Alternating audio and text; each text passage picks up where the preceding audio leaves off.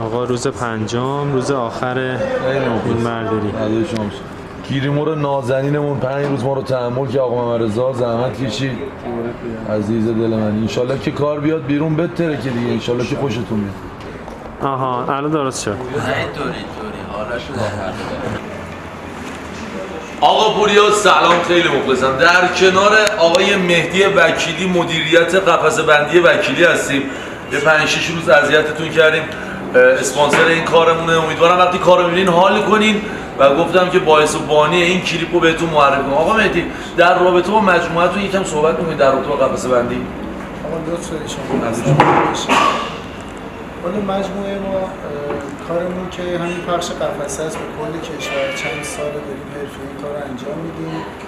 حالا هدفمون هم از اینکه اومدیم توی این لیست و اینا زحمت نشون بدیم که حالا کارمون رو گسترش بدیم، تو کل کشور پرقدرت‌تر از قبل بتونیم فعالیت داشته باشیم انشاءالله. حالا امیدوارم که میزبان خوبی بوده باشیم تو این 100%. کموکاسی هم داشت. خیلی به ما موز دادین، موز اصلا همه چی به ما دادن بالا، بی‌نظیر بود. آقا شماره تماس 0912 1700 1800. بعد یه مدلی هم دارین 1555 1000 نه 2555 3555 4550. این طریقه ارتباطیه، کلی شماره دارن، حالا میذارم زیر این. فدای شما باشم، خیلی مخلصم. شما سلام بگم. رفیق با مرام من کجای دنیایی؟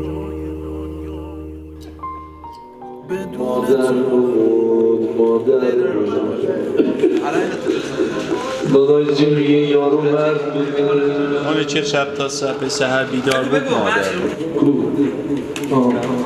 یه چیزی میگم به شاید نکنی باورش، ولی من مست چشات بودم تا همین آخرش.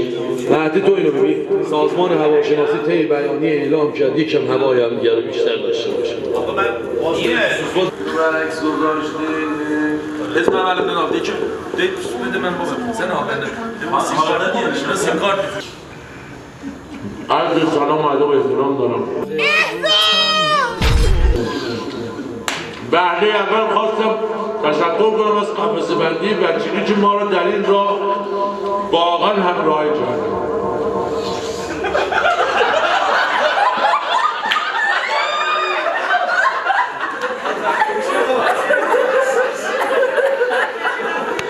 هیچ وقت با ماشین مردم نری سر قرار، خدایی نکرده تصادف کنی تا آخر عمرت بدبخت. یه چیزی میگم در حد گله اذیت میشم. بس که چشمات خوشگله، یه چیزی میگم یه چیزی میشنوی یه چیزی میگم به شاید نکنی باورش، ولی من سر چشات بودم من تا همین آخرش. یه چیزی میگم نمره 20 کلاسو بدری نور جوازو عشق فیلان بهمان چشای یک کمی شیطون موهای خیلی پریشون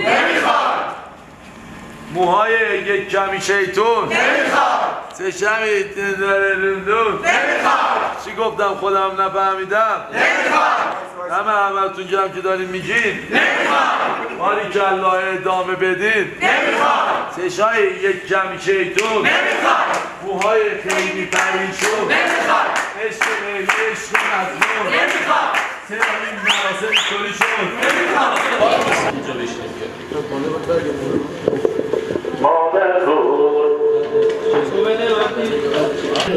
آقای محترم عشقم مرده، حرمت نگهدار. تو اگه حرمت حالت بود اینقدر به خودت نمیمالیده. اینی بود چونم براتون بگه بود. ادامه بریم. 3 2 1 جونم براتون بگه مرد نازنینی بود. آقا نه اهل دختربازی بود، نه اهل دود بود، نه اهل تلفوچیه، ولی هوای دختر خانم‌های جوان خیلی داشت با اون صورتش. این بزرگوار یه شعار خاصی داشت، میگفت من شاه نیستم ولی شاه میشکانم. قله‌ای که چند بار فتح بشه تفریحگاه عمومی میشه، پس مواظب دلت باش.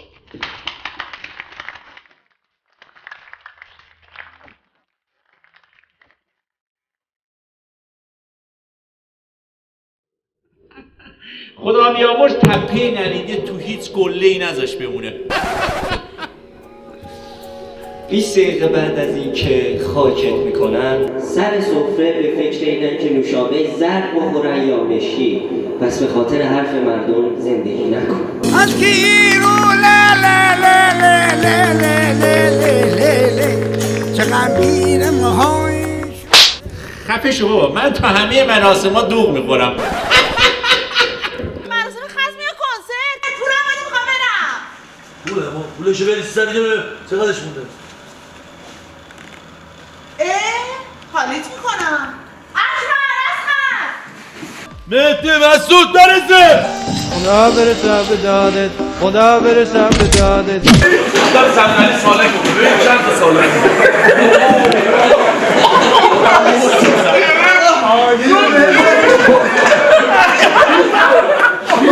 چی چیزی در آورد؟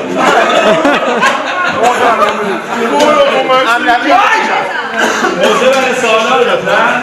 نه همه رو من ببینم این انسانیه با تو بودن کرده نگو این دل دوریه عشق تو باور کرده دل من خسته دیالوگ تو بگو بابا رفتیم به کافه کم خود رفتیم که تست برو تست بریم علیزا هدت اینجاه؟ سنگ صبور غمهام به دیدنم بیا که خیلی تنهام هیچکی نمیاد داغ تو نبین و ما مردم تو نگران باشی. کوکا تهش ماشین خودمو میارم بیزارم جاش کوکا. طرف دو یه شب 20 میلیون داره کوکائین میزنه ولی ما رو هم رفته نتونستیم 10 میلیون جمع کنیم تا این ماشین رو درست کنیم. آقا بالاتر از سیاهی که رنگی نیست، اصلا حبسشو میکشم. داش آمد تو حبس شما هم حساب کن. داش آمد پسر خالت اومد. بریم جلوشو بگیریم. آقا یه دونه چیزو بگیریم. سلام پسر خاله. پسر خاله الان چرا اومد؟ نوراتی تو برگردم. درست بگیریم قرار بود بعد برگردی آخه. شکر خدا کارم زود راه افتاد. منم تو دریاشتم. خب بیا بریم توی آبیبه چیزی بخور. نه مرسی من دیر کردم باید برم تا جای کار. خب بیا برم دستم بگیرم برو. قربونت برم من حسابی دارم قرار کنم همینجوری باید برم کار. پسرت خوابه، بیا بریم یه چایی بخوریم. چرا میگی ول کن. نه نه نه نه خدا وکیلی درستش میکنم، من مقصر من نبودم. پسر خاله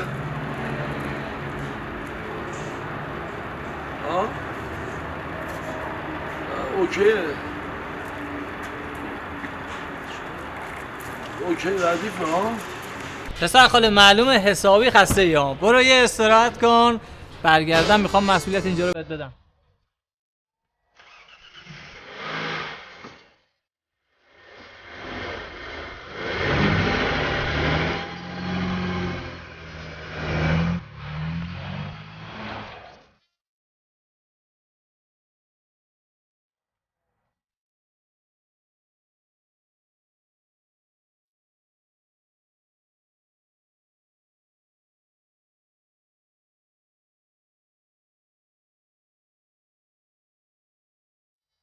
آقا آمد ما همه بچه پایین شهریم. درد بچه پایین خوردن. آقا مرسل گفت چه اتفاقی افتاد. با بچه‌ها بردیدیم کردیم خرج ماشین رو تو مهندس چیزی. اینو بدونین که خیلی دوستتون داریم و همیشه تو خاطرمون میمونین. فقط یه چی میمونه اونم این که